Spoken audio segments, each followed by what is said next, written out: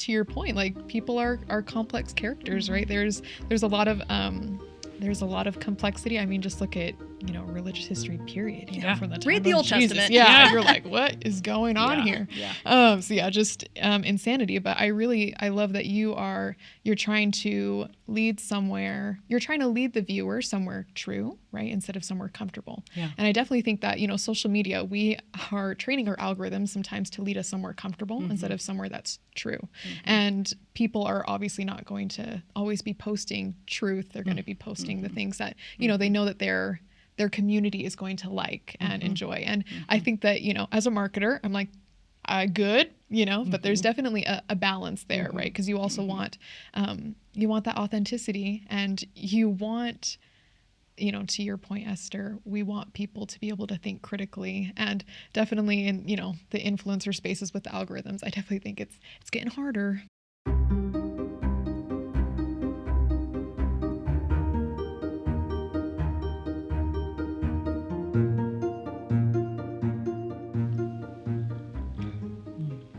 Well, welcome back to the Tea Party. This is Tapestry Tea Time, episode 2. I'm your host, Esther Kandari. And I am your host, Alondra. And we're really excited to be here with Maddie Blonquist. So we're going to give you a quick intro to Maddie before we dive in. We have so much amazing, rich content to dig into today. So Maddie is the Roy and Carol Christensen Curator of Religious Art at the Brigham Young University Museum of Art. In 2018, she graduated from BYU University with degrees in music and interdisciplinary humanities, and went on to receive, a Master's of Art and Religion in Visual Arts and Material Culture from Yale Divinity School in 2022. While at Yale, she completed program requirements through the Institute of Sacred Music, Worship, and the Arts, and earned a certificate in Public Humanities with an emphasis on museums and collections. She has worked at numerous art institutions, including the Yale University Art Garden, Utah Museum of Contemporary Art, and Brigham Young University Museum of Art. So welcome. We're glad to have you here, Maddie. I was just going to ask really quickly. Yeah. So one, I didn't know that you went to Yale. Yeah. That's really amazing. I'm like, okay. It was a really fun time. In the presence of greatness. And us plebeians here. Yeah.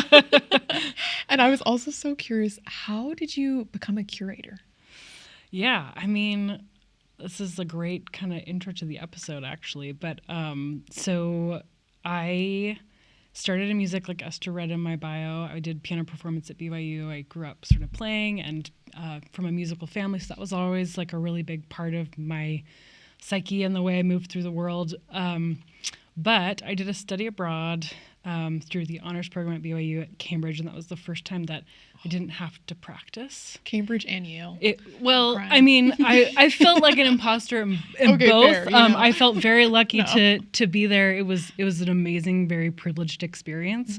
But it was the first time that I hadn't been practicing, and so I would be in like a Gothic architecture class where, like, for the class we'd go meet in the church that we were talking about, and in an arts and Nazism class where we were thinking through sort of politics and art history and culture, and all of that gave me such rich context for the music that I was playing that I didn't have before.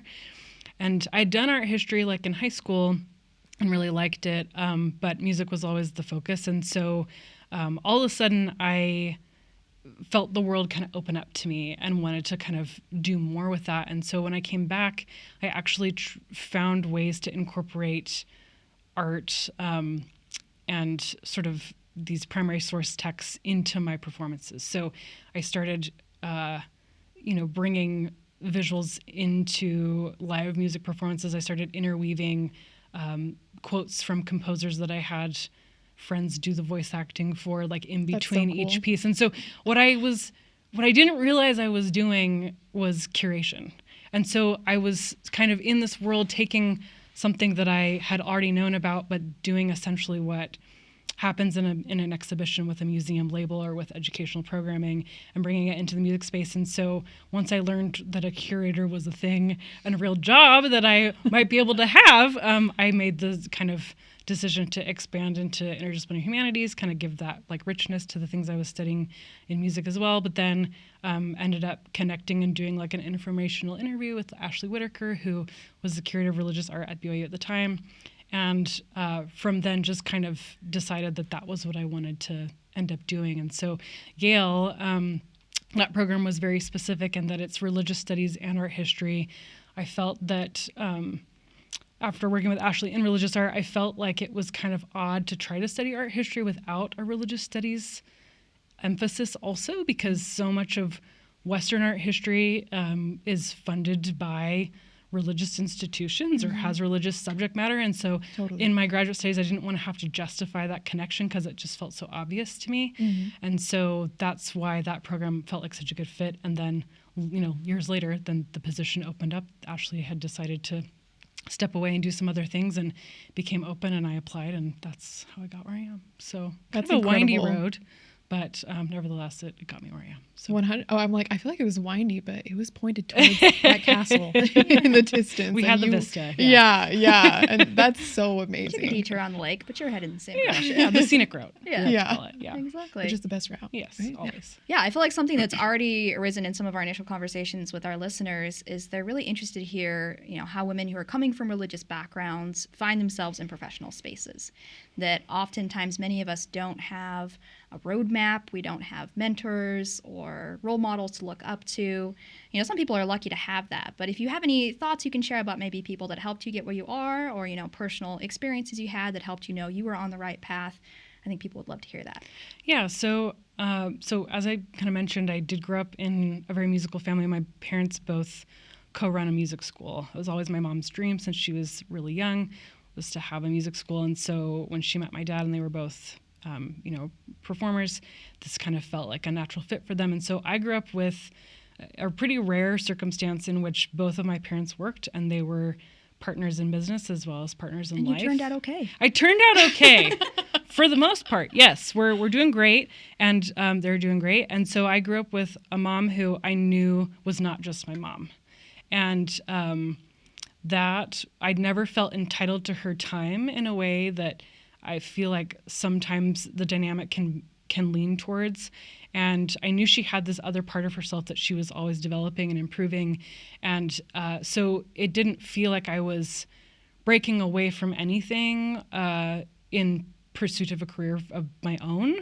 It was just a matter of like, what would that look like for me? And how could I replicate some of those really great things about growing up around that in whatever career I chose to do. Obviously, I have a 9-to-5, so it's a little bit different than like being self-employed and having some flexibility there. And so I always knew I wanted a master's degree. Education was important to me. I always wanted to push myself and get far, even though I didn't always know what that was. But I do feel, coming from like a Latter-day Saint background or a Christian background, that we are really encouraged to involve sort of the divine in some of these decisions that we make. And there's a lot of like sort of cultural baggage too, I think sometimes around particularly women seeking decisions or seeking careers and making decisions that take them outside of the home. I think that can be really challenging. And there aren't as many examples of that as maybe we've had kind of men be able to kind of see and replicate. So for me, I mean, I really think a lot about D&C 104:17, so Doctrine and Covenants, book of scripture that we have that we reference, and this idea of for the earth is full, and there is enough and to spare. Yea, prepared all things, and have given unto the children of men to be agents unto themselves. So there's a few things I really like about that scripture.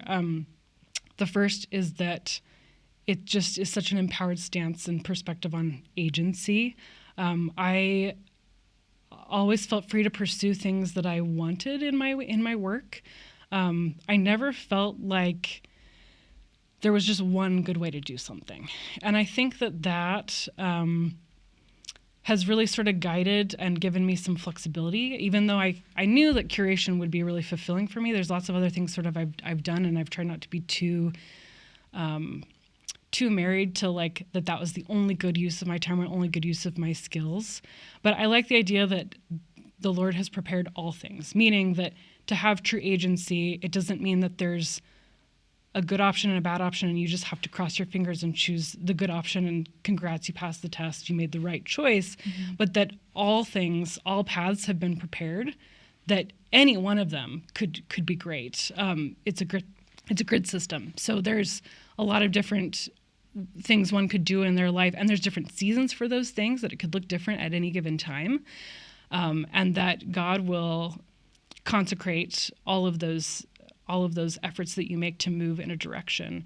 And for me, I feel like that's sort of the beauty of Christianity is thinking about what agency really means, and that, agency is terrifying because it involves risk and consequences. And sometimes I wonder, do we even really want agency? Because wouldn't it be so much nicer just to pray and be told what to do?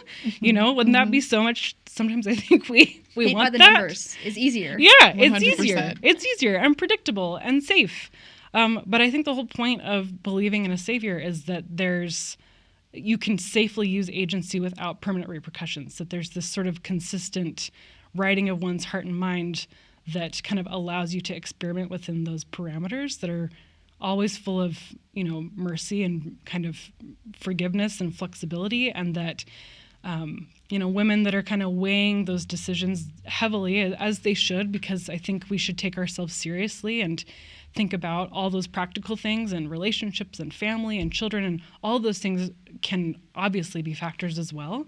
But there's a lot of really good ways to do that, and just kind of looking outward for maybe models, but also inward and kind of thinking really through what do you want it to look like, and finding people that will support you as you pursue that. I love that. I wanted to loop back a little bit. We were talking about your relationship with your mom and how you knew that you didn't have a monopoly on her time. And I think that's really interesting that you highlight that. Something that I've been thinking through a lot as I've been talking to my friends that are a little bit older and have kids already. As I'm going through that, my husband and I are hoping to have kids sometime soon-ish. We'll see. We're going through a lot of planning right now, trying to decide what that should look like for us. And something a lot of my friends have said is to remember that motherhood is a relationship, not a role. That it's the dynamic you have with your children, and that's the responsibility that God has given you, and that the role type elements of it can vary a lot depending on your personal circumstances. Yeah. And as I've been thinking about that in context of just a healthy relationship in general, I think about my relationship with my husband, that I don't cut his hair. I'm not good at cutting his hair. Somebody else should do that. And so that's, a role that, my mother does for my father, but that I don't do for my husband, and that's okay. But it's find ways. Okay, Esther. Yeah. Got to pull out those shears. It's like, I don't think any of us will be happy with that result. And so just, looking at those dynamics and saying, I don't have to provide everything for this other person. It's an impossible expectation. Exactly. Yeah, that we bring to lots of relationships of like marriage. Like, you want this one person to be all the things. Like, that's not fair for them, and you're going to just wind up really disappointed and resentful, Bad haircuts. So, bad haircuts. That's going to, exactly. So, no, I love that. That's great. Well, thank you. Well, that segues really nicely into our first point of conversation that we wanted to have, is the idea of what is curation. And I think that's kind of the core of the conversation we're having today, is looking at how women curate aesthetics, how they curate products, how they curate, our visual life, and how that's changed a lot over time. For me, as someone who functions in a curatorial role a lot as the owner of a gallery, but also, I curate content for my social media, and there's a lot of other spaces that I curate things for. It's not just about, let's make a lineup of pretty objects or, objects that match together. Oftentimes you're making some sort of a visual argument that you're saying, I'm trying to lead the viewer, maybe not always to a conclusion about something, but that you're saying these two pieces need to be in conversation with each other, and there's something about that conversation that I hope is meaningful to you as the viewer. So what are your, experiences with what does curation mean? How do we think about that? How's that changed in your life?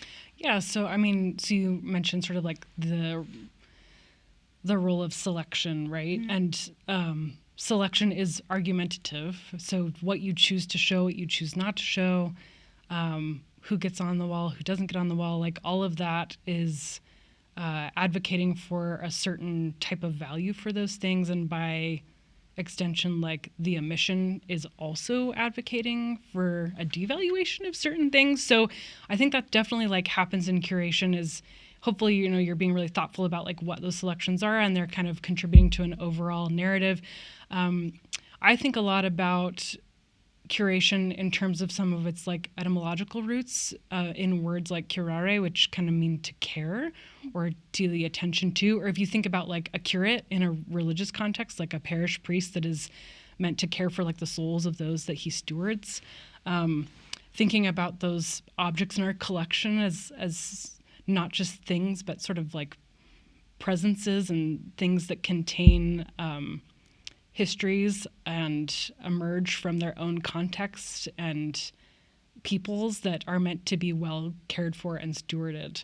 And sometimes that care looks really practical, like we have teams in the museum that are dedicated to like maintaining a humidity level or checking on condition of things, making sure to ensure longevity and that no one's, touching the artwork. Like care can look like that. But in terms of the curator's role, a lot of times it looks like a proper, well-founded contextualization of that art object. And that usually happens through the texts and sometimes even the other objects that surround a painting or a work of sculpture or a ceramic that you've chosen to show. So those would be sort of my main thoughts. And I really come back always to this idea of care and the duty to care. And I think most, the kind of thought in most museum practices and with curators working in museum spaces is to be driven by, at its best, sort of that ethical notion of care. Mm-hmm. I love that. I think that leads to my next question is, I feel like as sort of curation of our aesthetic tastes as a community have become more democratized in that, what people see as beautiful and visually important is increasingly something that's controlled by social media influencers, to some degree corporations in relationship with media influencers. It's less about institutional authority and it's much more about influence, mm-hmm. and those lines blur, and there's double-edged sword to that, mm-hmm. right? Mm-hmm. And how do you see that double-edged sword playing out? Yeah, I mean, I think generally like democratization and accessibility are all like really good things. Like mm-hmm. we want to strive for that. But I think it comes with concerns as well, sort of like you're mentioning. I mean, museums like also should have accountability for the authority that they hold. And there's lots of things about museums that sort of signal and shore up this idea of authority. So if you think about like the architecture of the building or even how your body moves through the space, if there's an entrance fee, like that can also kind of be a barrier. How welcoming the space is, how comfortable the benches are, like are there stools you can grab to sit, right? Like there's all these sort of things at play that maybe a viewer isn't even conscious of, but they totally inform like how, like the embodied experience of a museum viewer and how welcome they feel. Language, I mean, I think, we as well as other museums are trying to improve our accessibility as well by providing large print labels or offering curatorial text in multiple languages or tours in different languages, just because we know that like we want to be engaging communities and expanding who feels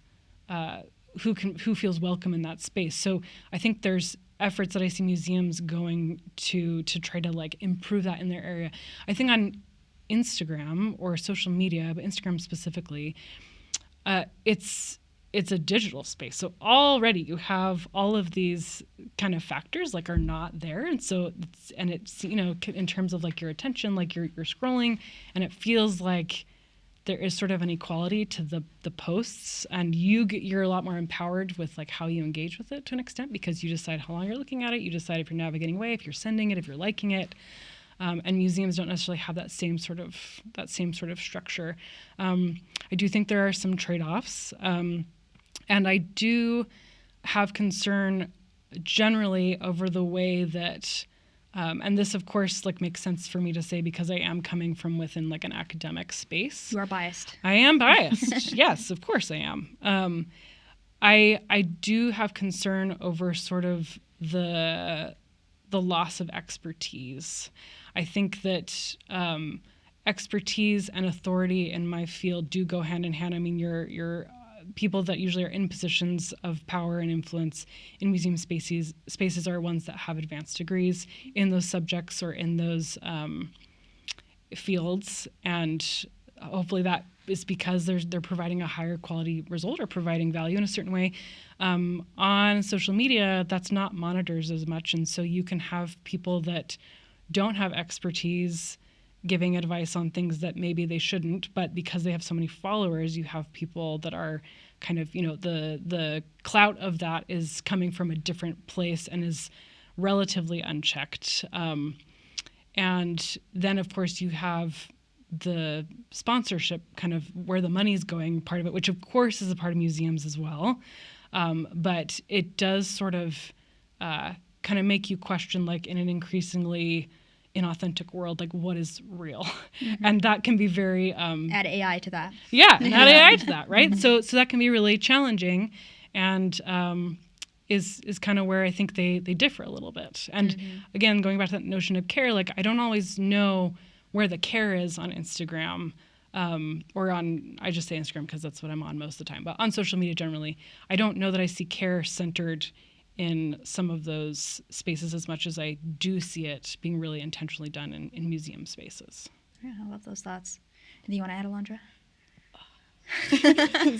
I'm just You're so just here for the party. I know. Well, it's because I was like, this conversation is so interesting to me because, like, you're a gallery owner, right? And then you're a curator. Yeah. I'm just a girl with a paintbrush. So I was just like, this is standing in front of a canvas. I know. Yeah. I was like, this is so interesting to me because I think more my, expertise side is more on social media because I do social media marketing contracts, right, for people. Yeah. And so I completely agree with you where it's it's an economy of attention, right? It's not, well, I definitely will say that for, the clients that I work with, like I work with, Esther's Gallery and stuff, there are definitely good intentions there, but that's not always the case, right?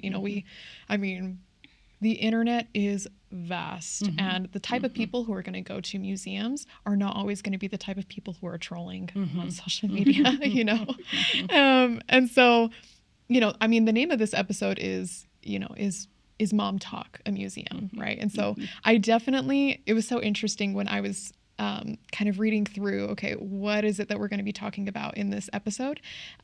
Because based on, so just so you guys know, like there was like a document, and then Maddie, you left a couple comments, and I was like, yeah, I think Mom Talk's a museum. And then after your comments, I was like, Mom Talk is not a museum. You completely like changed. And then I was like, wait, no, I need to think about this critically. Like, in what ways would it be, and in what ways would it not be, right? Yeah. So definitely in the influencer space, I would say that a vast majority, at least the people who for sure started that influencer space of aesthetics, were women, right? And so they're definitely, dominating that area right now. They're kind of they're definitely making us think about what we think about, art and beauty, home, faith, food. And when I say art, I don't necessarily mean, the way that art. You're making us think about art, right? Yeah, it's more like, oh, here's this Hobby Lobby print that I love. Yeah. You should get it too, right? So it's definitely being curated by women. It's largely supported, I think, by other women. Yeah, we've got some fun stats here if you want to look at those really quickly because they tie in nicely. So some things I was looking at in prep for the episode. So 77% of influencers actively monetizing their content are female. Women are 20 to 30% more likely to engage with influencers than men. Women are 20% more likely to buy something because an influencer suggested it. Women are a large and broader portion of the consumer market than men. They're responsible for about 85% of consumer purchasing. So this is like not gas, if it's not like absolutely essential for your functioning, that 85% of the rest of that market is women, which is an estimated $31.8 trillion US dollars annually. Dang, good job, ladies. Yeah, look at us spending our money. Boosting that economy. Yeah. 89% of women claim responsibility for daily household shopping compared to 41% of men. So even things, might start to veer into like, oh, this is kind of necessary for household function. Women are vastly making more of those decisions than men are. They make 94% of the decisions about home decorating. But fascinatingly enough, there's still a pay gap.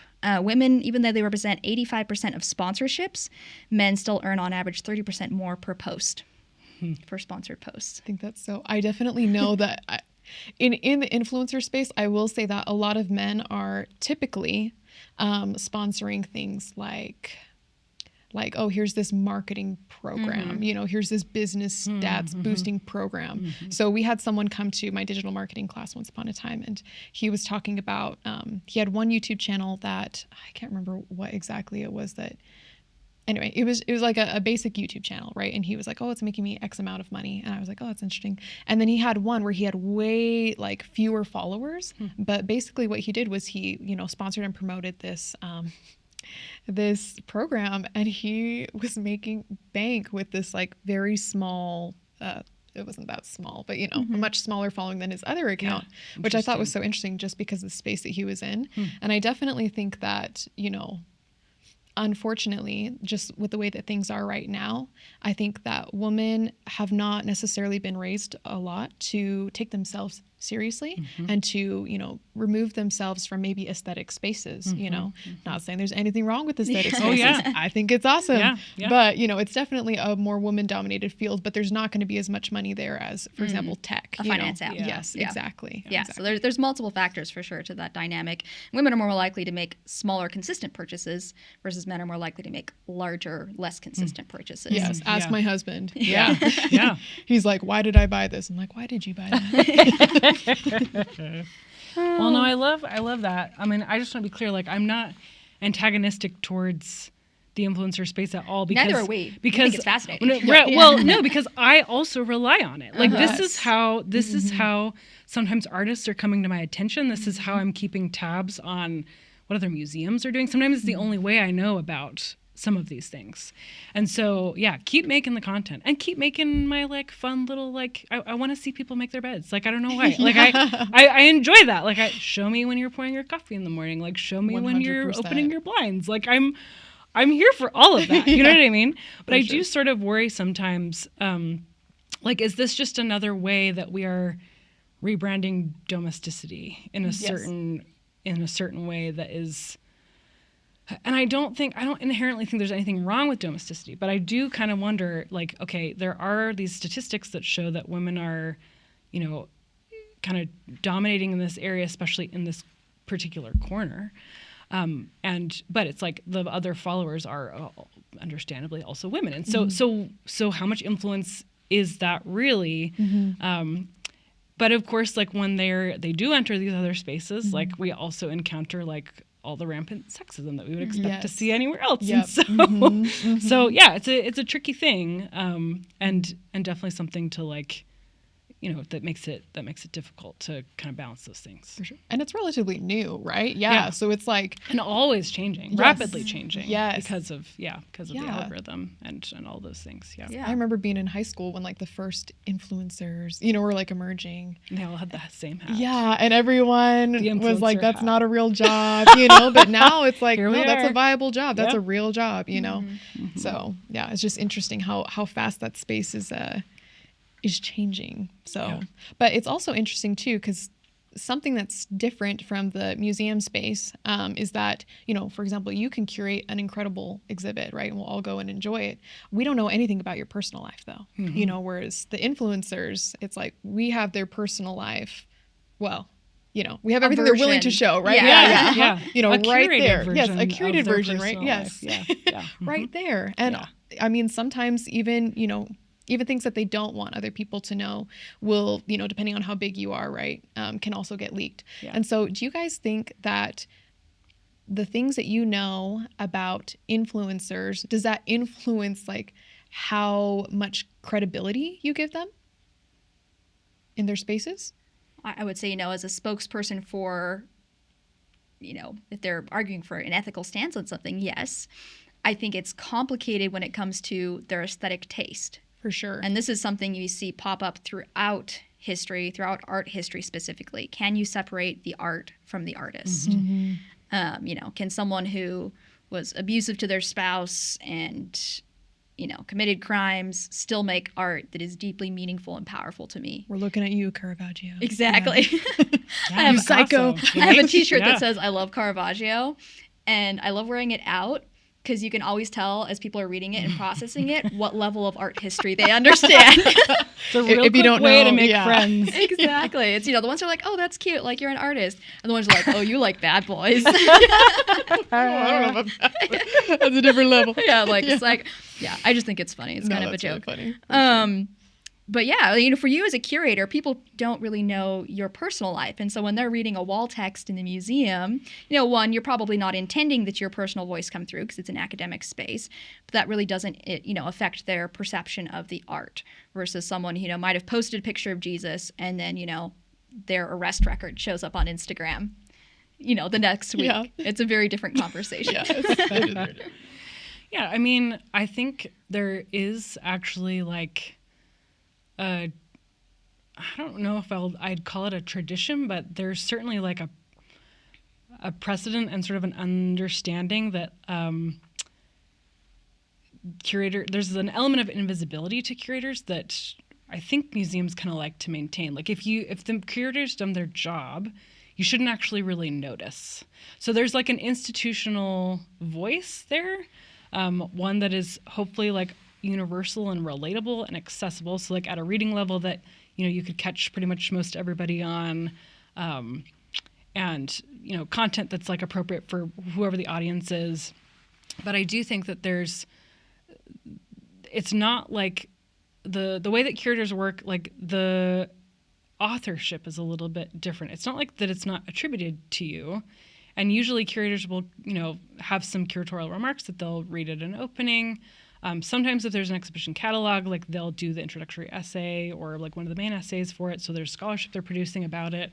Sometimes they'll give gallery talks. So like that's like the most that I feel like I'm ever public facing. And then of course, like it's always geared towards the artwork.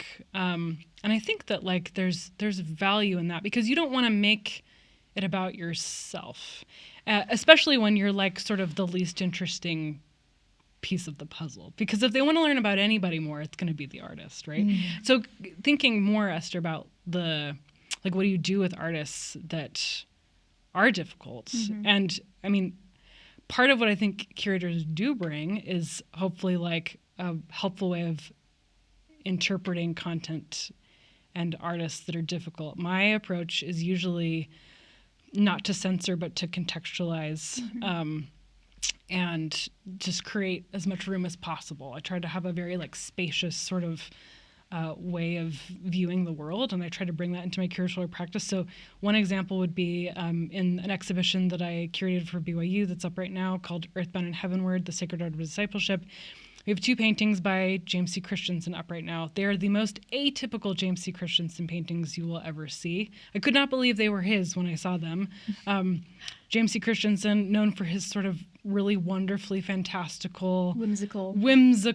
I mean, just a really great sort of, Utah artist favorite, and has family members that have also gone on to be artists and kind of carry some of that forward, which I love seeing. But he did two portraits, one of Joseph Smith and one of Porter Rockwell. And Porter Rockwell's portrait is based off of a photograph of him that we have that's quite piercing. And it's sort of put against a background that looks a lot like a Russian icon. So kind of gold background with like a really amazing kind of gold halo. But it's such a stark contrast to like sort of the hardened kind of piercing gaze that Orrin Porter Rockwell has, like, as he's confronting the viewer. And he was a challenging character in Latter-day Saint Church history. I mean, they called him the destroying angel, right? So he's a really complex character where he, on the one hand grows up close to the Smith family farm. He helps, pick blueberries at night to help pay for the printing of the Book of Mormon. He becomes Joseph Smith's bodyguard and then later Brigham Young's bodyguard, but is also implicated in a number of violent exchanges and kind of problematic. And so what do you do with that? And what I love about James Christensen is it's such an odd subject for him to depict, and they're early. They're like 1979. Which is, again, just very, very interesting. A biography of Porter Rockwell had come out just a few years before that I know my grandparents had in their home, and they were converts to the church, and so I'm like, this was obviously like kind of ubiquitous. Well, that was only maybe 10 years into James' career. Yeah. So he started painting in the early 70s. Yeah. And so I could see sort of, I got the sense that like James was sort of trying to wrestle with this, and again, the composition itself is just a little bit disjointed. Like, what do you do with this person that you're putting in this like saint context, like Russian Orthodox icon saint, kind of, you're bringing that visual language over to surround him. And the label begins with, a line something to the effect of like, human history is full of complexity, like complex characters. Mm-hmm. And so we make room for that. And that label ends unresolved and sort of irreconcilable. But I feel like that's the point, is to just like create the room for the tension to be. And hopefully people coming to that space that are wrestling with those sort of dichotomies are able to realize like, oh, both can be true. They don't need to be resolved. And this is a space where like I can engage with and kind of try some of those things on for myself. So I think, difficult subject matter like is something hopefully curators are handling sensitively and diplomatically. And in the cases where there's been extreme harm done to community members, I'm thinking of like how fraught it is with some of Latter-day Saint Church history depictions of, indigenous communities, like all of that. Like, hopefully curators are thinking really carefully about what it means to continue to show an image in a space that is validating the content by having it up. But that the label text and the surrounding programming can help contextualize it in a way that gets people to think a little bit more deeply about what the image is doing. Yeah. Because the images are not neutral. Like, they are also arguing something. And I think it's my job to, as invisible as I am, reveal that logic to viewers and give them tools that they can take into any other space where visual rhetoric is at play, be it in another museum or frankly like on a social media platform. Mm-hmm.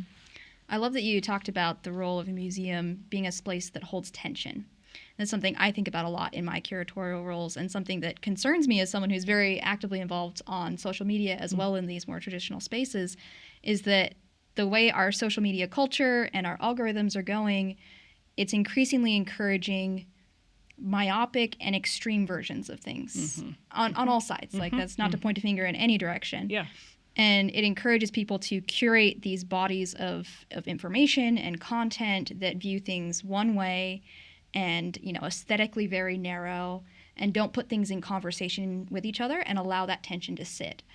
And so I, worry for the rising generation if they aren't given frequent opportunities to be in spaces where we can say, hey, we can sit with these unanswered questions, or we can have artists with very different life experiences and very different opinions and views on the world in the same space, working some of these questions out together, that will lose critical skills to function as communities, to function as people of faith, to build, interfaith connections.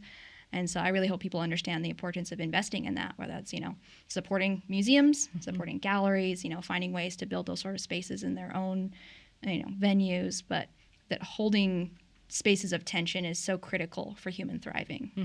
I was going to say, I really admire that you're doing that in a high demand religious space, because I definitely think that's so important in those communities, especially where we are so, trained with vernacular of, this is truth, absolute, period. This person, good person, period, done.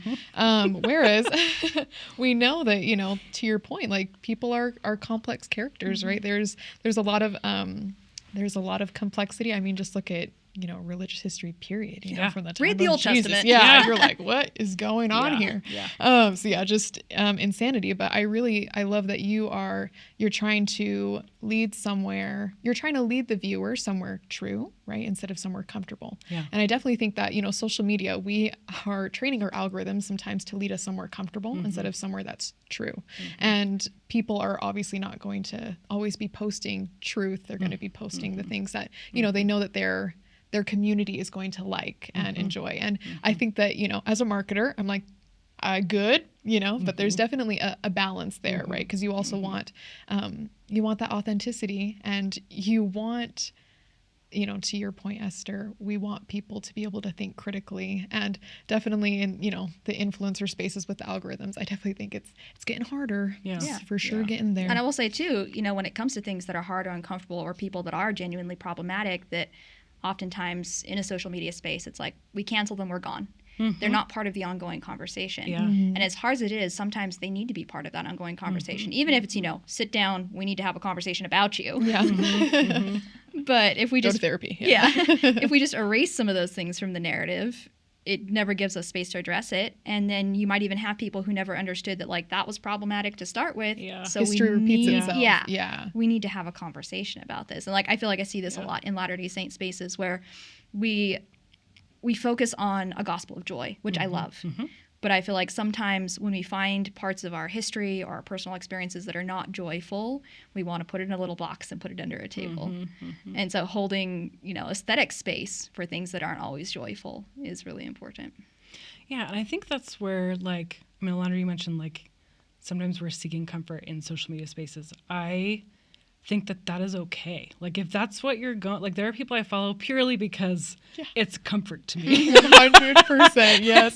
Tune in for episode 3. So that's kind of what I love about this, is it's like we're talking about things, we're trying to take, like, a language and a structure of one space and kind of see how it fits in this other space, but they're not, like, replacing each other. They're not antagonistic to each other. Like, it's just about, like, how does this framework maybe help us understand this framework? And so I think as long as there's an awareness, which is what, like, visual literacy and critical thinking, like, teaches you, is then you can look at something and be like, oh, I know what this political ad is doing. It's using this, this, and this. It's showing this, this, and this. Like, I know exactly what it's doing, instead of just kind of feeling acted upon by the image. Like, I actually think museums are what potentially can train you to navigate social media spaces successfully, where you are at least aware of what you're opting into or participating in, and you just are, you know, like, yep, I know this is what it's doing, and I'm here for all of it. Or, yeah, actually, I'm kind of putting together that this is sort of like part of a bigger narrative about, you know, some of these other issues that maybe I personally feel differently about. Like, let's maybe, like, step away from that, or let's, like, not follow them for a minute, or whatever it is. So I love that. Yeah. No, I remember I lived in Japan for a summer, and we went to a museum, and can't tell you any names, don't remember any dates. Sorry, guys, don't know. But I just remember, you know, walking through the museum and seeing, you know, because Japan had been in isolation, right, for such a long time. And then there was the one guy who showed up and took them out of isolation, the foreigner, the white dude. What was his name? Oh, I know who you're talking about. You know, yeah. It's been a while since I studied that part Put of it in the history. show notes. Oh, yeah. Someone fact check me, please. I don't remember. Go watch Shogun. But he, you know, showed up and stuff. And, you know, if you're looking at, you know, more Western depictions of this guy, he's just a dude. You know, maybe he's shown on a boat looking majestic as he's riding towards Japan. And it was so fun to see their illustrations of him. He's got this, like, big nose, and he's looking just completely ratchet. And they're like, this guy ruined everything, you know, is like what they're saying visually. Yeah. And I was like, that, you know, it's something that you need to constantly be reminded of, right? You know, so it wasn't like that was the first time I was ever like, wow, people have a different outlook on history than we do, you know, but it was a great reminder of, like, yeah, not everyone is the hero of everybody's story, you know? And it is so much of it is about storytelling, right? Yes. And narrative. Totally. Yeah. Yeah. So I want to add one thing to, like, the social media dynamic before we dive into stories. There's a saying in the business space that I think about a lot. That if you're not paying for the product, you are the product. Yes. To your comment of, you know, what are we consuming? Are we thinking critically about these visual things that we're consuming? That, you know, if you're consuming something visual for free on an app, you're being sold something, whether it's not an actual product, you know, whether it's a way of life, whether it's a political ideology, like, you are the product in that scenario. Let's talk about curation and the role of storytelling. I feel like this is such a strong overarching connector between both the social media landscape, but also a well-designed, curated space, that it tells you a story that compels you to feel something, to think something, to experience something. Yeah, I mean, I think narrative, right, is, as a driving force, it plays a role in most occurrences in the world. Like, I don't think we can underestimate how powerful stories are. Like, I can't think of anything that isn't influenced or driven by a story. Like, if you think about, like, stories about ourselves, stories about others, religious stories, stories, right? Like sacred narratives, right? And so much of that is already kind of ongoing, and it's how we connect to the world and see ourselves in the world. But curators are also storytellers, as are artists. And so that's a big part of my work. I do have some great quotes that I wanted to lay on you. Okay, Please. so impart your wisdom on okay, us. well, no, this is not my wisdom. These are just others that I love. So Robert Fulford is an author. He was a Canadian journalist. He wrote this book called Triumph of Narrative. I love this. When we make stories, when we turn raw events into personal sagas, parables, tales, and anecdotes, we are often struggling to come to terms with one of the inescapably difficult and puzzling facts of existence. Storytelling is an attempt to deal with and at least partly contain the terrifyingly haphazard quality of life. So we're just meaning-making, meaning-seeking creatures, I feel like. And that's what, like, I think art offers us, is like a way to see ourselves anew, to try to see and make sense of others, but can also be like a really dangerous thing. It can be weaponized as well. And so there are problematic stories that like have been told to shore up sort of national narratives or other kind of religious narratives that like by artists that have been praised as great and are in some of the best collections in the world. And, you know, what do you do with that? And so I actually think I've seen some really brilliant examples. I was just at the Racklin Murphy Museum over the weekend, and they're at Notre Dame. This is a Catholic school, right? And so they have in their museum 2 paintings of Catholic missionaries that were being killed by indigenous peoples.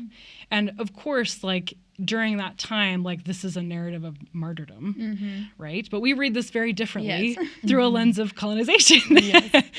And so the labels in the text panels did such an artful job at like showing the viewer like what this was doing. But I think you couldn't have had that conversation if it wasn't still up on the wall, and if it wasn't contextualized by other artworks that were sort of resisting those narratives. And there was really cool programming too that they were doing. Like they had, a choir come sing, and it was a Henry Purcell piece that the text had been reset by a Cree poet. And so you had these singers that were sort of singing in this indigenous language. As it was just such a like amazing sort of full circle, like this is what the work of repair looks like. This is how you make a start at like healing generational trauma. That's what religion's intended to do. This, like it was just amazing to like watch this happen, like all in the gallery space. So I think that like there's a breakdown obviously too when we don't have a narrative. Like Clifford Geertz, who's an American cultural anthropologist, he basically says that like the human being is an organism which cannot live in a world that it is unable to understand. So the way that I think it's funny that like arts funding is sometimes the first to go, because I'm like, this is what makes us human. Like this is what makes us human, makes life worth living, but also is like how we understand anything. And so, again, just my responsibility as a curator is like to responsibly steward and tell the stories. And when there are works in my collection or works that I don't have in my collection to work with that show a gap in the archive or a story that hasn't been told, then it's my job to acquire new works and try to make that right in terms of like the collection's history and try to make sure that there is more representation. I've tried to do this a lot with women artists in this religious show. This religious show has more women artists in it, I think, percentage-wise than any other show has had in the past. Not to say that my predecessors didn't care about this at all at the MOA, but just that was a really intentional move for me, is I wanted women artists and women to see themselves like on the wall as participants and creators like in this space. And not all of them are contemporary. Some of them are, from the 1800s, these amazing pre-Raphaelite women artists that were working in these spaces that we are so lucky to have. And then, in future shows, like trying to find ways to, improve representation and diversity, but not have it be a one-off, and not to check a box, not to tokenize, but like to lend sincere, sustained effort to really understanding and partnering with stakeholders and community members that it's their story to tell. So all of that is, I think, a part of the work that I see myself and my colleagues at BYU, but also just I see across sort of museum spaces trying to improve in this way. And I think it's more important that we do that than ever. Yeah. I strongly believe that storytelling is the core of meaning making. And to your comment of, arts funding is the first to go in times of crisis. I always find that fascinating because, it's not feeding people, but it's what gives people hope. It's what helps people understand, how do I approach something ethically? And, I look at the ways that I feel society is really struggling these days, and a lot of it is from not having a good way to make meaning of the world. And things that are cropping up, for better and worse, are because they're providing storytelling and meaning making to people that feel like they need it. So, on one hand, you've got things like the manosphere and just, intense, toxic misogyny that's at levels it hasn't been in decades. But on the other hand, you also have within certain circles, Gen Z people joining religion at rates that they haven't for decades. And I think very different examples of how people are finding these structures and stories that tell them, this is how I understand the world. This is what's beautiful. This is what's meaningful to me. I also wanted to say thank you so much for saying not for tokenization, for including the woman. Because I definitely think that, I think it's weird that women are kind of put, again, just as a whole, like with minorities, but it's just because we make up like 50% of the population, but whatever. But it's 51% also 51% usually. Oh, 51%. So, hello. But, I understand it's because, we are underrepresented, right? Especially like if you're a woman of color. But I feel like I frequently hear the argument of, oh, they're just in there because they're a woman and they needed to fill a quota, et cetera. Diversity hire. Yeah, exactly. But I'm like, no, these people are talented and skilled and they have incredible things to bring to the table. But for so long we have suffered, and I use the word suffered because if you're lacking something amazing and then you get it, you realize in the past you're like, dang, I was suffering before I had this awesome thing. So I'm so glad that we live in a time where we have more, female voices who are able to just guide aesthetics, and to, put their best work forward. I think that's so awesome. And I will say, sorry, this is like a hard pivot back to social media, but I was going to say that when it comes to, mom talk and women, creating aesthetic content, in the mom talk sphere, I personally think it is so awesome that women are taking the labor that they have traditionally been unpaid for so long and monetizing it, making money from it, because so often in society, not the hustle. No, you cannot hate on that hustle. Because so often in society, the way that we frame whether a job is legit or not and how worthy it is to be done is how much money is made from that job. So women, it's not like they just started working. They've been working forever. They just weren't paid for that, so it wasn't perceived as work, right? In the same way that, we might have a hobby and we're learning and improving in those, hobby skills, but we're not getting paid for it. So it's like, oh, it's a hobby. I almost feel like women's work was seen as a little hobby, fun little hobby. So I just think I'm just like, pop off queen. Yeah. Get your bread, I love that point. I mean, you're kind of changing my mind a little bit over here, which is good. So yes. So because you changed mine. So. I love that. Like, because it's like, what's the challenge that maybe I have with the history of domesticity? It's like, it's because it reinforces like an unpaid, unequal structure, right? Or a certain type of role or a certain type of gender dynamic.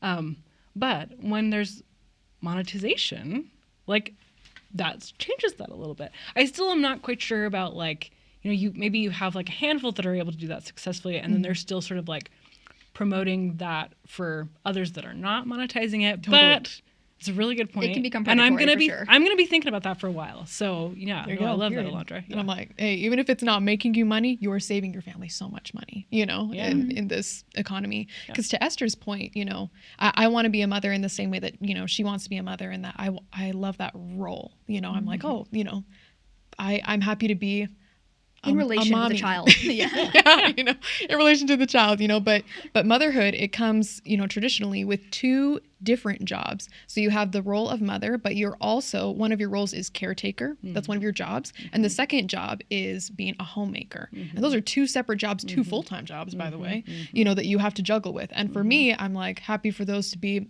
part-time, whatever jobs, but I'm not trying to make that my dual full-time job. And so I love that, a woman embracing her full personhood, I think, can absolutely find so much peace and happiness and joy in those jobs that she chooses, right? Whatever so long that as looks like she's, for her. yeah, whatever that looks like for her. So long as she's nurturing relationships that she has chosen to have, right? So like being a wife, for example, or a girlfriend, whatever. When you have a relationship with someone, you need to cultivate that relationship. You don't need to lose yourself in the job of that relationship, So it's really awesome to see women in these spaces just reclaiming those roles for themselves, like taking on the, I don't know, it's like it's not happening unto them, those jobs. It's like they get to intentionally choose where they're going to put their job. Does that make sense? Okay, Yeah. cool. Yeah. What they're pursuing with their time, their Yes, efforts, thank you. their Yes. personhood. Going back to the conversation of, how women's level of participation, specifically in the aesthetic space and specifically in the fine arts space, is shifting. It's been fascinating. I've been working in, museums or art education for, I'd say, about 8 years now. And just in that time, and especially over the last 4 years, as I've been owning and running a gallery, I've seen that shift happen, particularly within the Latter-day Saint sphere. And one of the things that's interesting is we've been tracking sales and submission data at the gallery. We never limit submissions by gender. And I very actively made that decision because I want all voices to feel like they can comment on anything.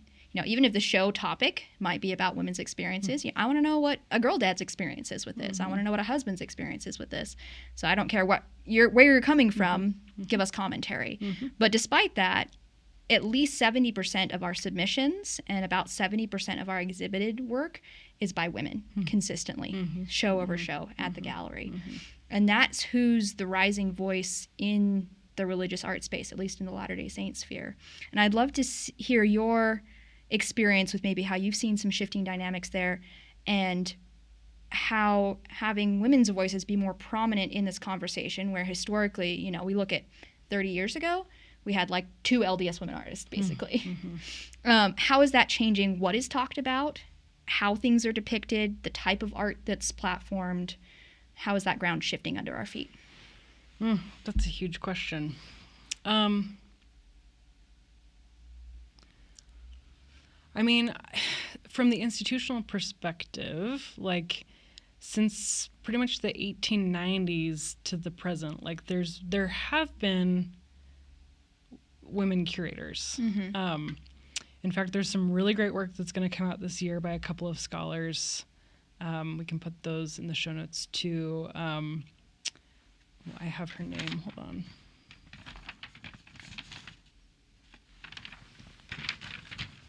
Okay, there's some exciting work coming out this year by Dr. Laia Angui-Vilches and Dr. Rachel Esner. They're coming up with a volume. They're co-editing a collection of articles called Early Women Curators and the Making of Institutional Collections, 1890 to 1970. So they're taking a specific time period, but they're kind of thinking about that issue more historically, which I think is going to be a really rich add to the conversation. And Dr. Angui-Vilches actually put a panel together where she titled it "The Museum Is Me," which I love. I don't know if she's pulling that from somewhere specific, but I do love that idea that like the institution is who is present. And I think that can like translate to like the artists as well. I think women's experience, like of course there's going to be maybe more topics that are unique to women's experiences. So I think motherhood is kind of like a big one. Or issues of kind of like women's autonomy and the body, and representation and, voyeurism, like all of those things I think women are addressing and kind of pushing back on in the space. It's hard it's hard to say because I don't want to maybe put them all in a box, like Sure. that women are, exclusively speaking to women's experiences. Like it's even hard to have the term like women artist, right? Because it's like a qualifier in some way. I'd rather kind of say like artists who happen to be women. Love that. But I am excited by what I'm seeing in terms of what's coming from women artists. And I do think that like they are typically depicting experiences that have not been as widely shown because they're unique to womanhood. And that will resonate with like bigger audiences, obviously, because half of them are women. Yeah, and 94% of those women are the ones making the decisions about how their houses are being decorated. Yeah, right. So. Yeah, and paying money for it. Yeah, exactly. And making money for it. Yeah. So I love that. I'll add just a few notes before we wrap up. I think something I've noticed is a stronger sensibility towards material, especially in communities where most people are coming from a very traditional arts background. When you look at like what's happening in more progressive or secular spaces, I don't think material sensibility is really limited by gender. But when we're looking at a community that has historically had really strong gender perceptions of how people interact with objects, it's interesting seeing how that comes through in the work. Yeah. That I'm seeing a lot of religious women creating textiles or even pressed plant pieces. Pressed plant pieces, exactly. Yeah, we worked with you on an acquisition for that with the gallery a few years ago. And just this sensibility of bringing the world around you into your work. Yeah. That it's not so much just about I see the world, I observe it, I capture it. It's more I live in the world, I experience the world, I try to bring that to the table and share it with people. And so it's just a slightly different reframing of how we're in relation to the art object. Yeah, I think I would agree with that. And I actually think like in terms of not just like within the Latter-day Saint art community, but like across the board, like the most interesting material works have been by artists who happen to be women. So yeah, I love that you point that out because I think that totally tracks. Yeah. Thank you. Awesome. Well, shall we address the starting question? What are our closing arguments here? Is Mom Talk a museum? I'm going to say yes, in the sense that both the influencer space and museums have an aesthetic takeaway, right? But like I said before, you've convinced me that it's not a hard yes. It's a yes and a no, because to Maddie's point, the intention is different. And I think that the authority as well, I don't think is equal. So yeah. Yeah, I mean, I think I would say no, mostly because I'm still just, again, of course this is my perspective, so I'm still a stickler on sort of like the definition of what a museum even is, as defined by like, an institution that defines what a museum is. Totally. But it certainly has like museum-like and curatorial qualities, like absolutely, in terms of its intent to display selective content that is largely textual or visual and narrative in nature, and to influence community mindsets. And of course, there's always money involved in both. I do think the biggest difference between them is that museums are technically nonprofit. And then the structure and commitment of museums to that idea of care that we mentioned, and their dependence and valuation of expertise. And then I think those are the biggest things. So I would say no, but I think it's a really catchy tagline. And I think we're going to get a lot of downloads just because you posed the question. We love clickbait. I'm going to make, I think, like a soft argument, yes, in the sense that they're presenting an aesthetic spread of materials, written content, visual content, with the, point of making an argument towards something. But also, some of the negative parallels, I think, also run side by side. Yeah. And that in any institution, things are always curated out. Yeah. That, donors have opinions, or the institution has boundaries they have to maintain, or even sometimes there's state law that you can't show certain types of art because it's not considered appropriate for the public. And so there's curation happening that the viewer is not always aware of. Yeah. And that I think it's important for the viewer to ask questions about that. Mm-hmm. Whether, you can physically ask the institution or ask the influencer, but more internally and say, why is this the version of things that's being presented to me? Yeah. What's influencing that? I think institutions broadly have gotten better at questioning those biases, but there's always an element of it. I'd also say that it sets a precedent for what people value and what people are looking for. Mm-hmm. And I think there's responsibility in that. Absolutely. And one thing that I hope that influencer circles take more seriously, I doubt it'll happen, in my very little influencer circle myself, that I try to take seriously is, what am I telling people to value? And how am I taking care, as you mentioned, that in my role as a curator, I have to be careful and have care for my viewers, for the artists that I'm representing, to be conscientious, to be ethical, to be sensitive to the way that I'm presenting material. Yeah. Period. Well, that was an amazing discussion, ladies. Really enjoyed this. I feel like I learned so much from both of you, and I will, me too.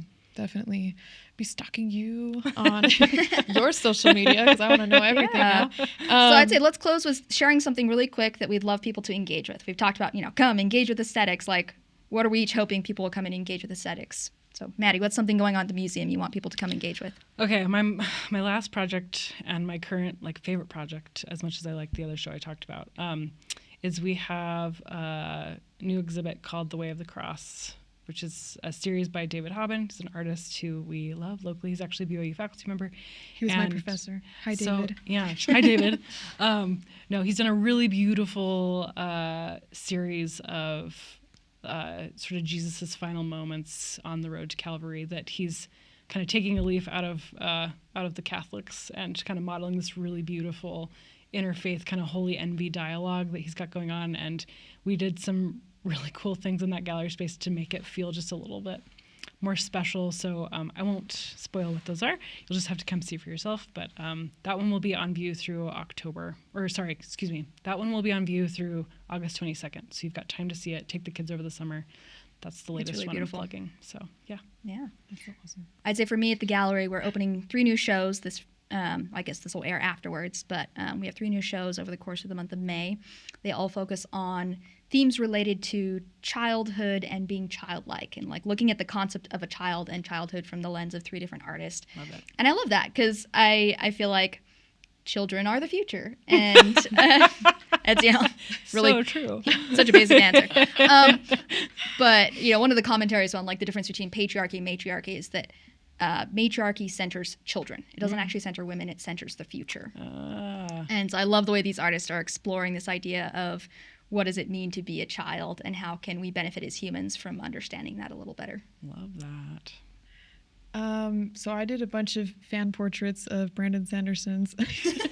Nothing wrong with that. Yeah, no, Newest, we love everything oldest, Brandon yeah. Sanderson. Yeah, so The good. Way of Kings. I just finished painting sills, so if you love that, you should go check out Excellent. my page. Other than that, that's basically it. So we just wanted to thank you guys so much for lending us your ear this afternoon and for sharing tea with us. Thank you so much, Maddie, for coming on to our podcast. And I was going to say, what is the current exhibit again at the MOA? So it's The Way of the Cross, a series by David Hobbin. Okay, Yeah. Perfect. And the Gates of Paradise as well. And that one as well. Okay, the Gates of That Paradise. one Yeah, is that's what I was evergreen. wondering. It's an amazing exhibit too. Okay, perfect. But David Hobbin won't be up as long, so that's why I'm plugging that one. Oh, a little okay. more, so Okay, gotcha. but they're actually next to each other, so it's really cool to come and see these narratives from the Hebrew Bible, and then also kind of, if you're Christian, you feel like that foreshadows the fulfillment of those kind of prophecies in Christ. 2 different sides of the same coin. And so to then immediately after see all those narratives and then go see David's, which is Christ fulfilling that, is actually a really, really cool experience. So go see both of them. And yeah, go see the Gates first, and then you can go They're in to the David same Hobbin. building, so Yeah, they're if in you the don't, same. Yeah. why are you not doing that? Well, thank you. So yeah, Yeah, of course. go to a museum and join us again in 2 weeks for our conversation with Ben Shalati on escapism. That'll be a good one. And that's all the tea. Bye, guys. Thanks. Thank you so much for joining our tea party. Tune in every 2 weeks on Mondays for more tea. We'll see you then.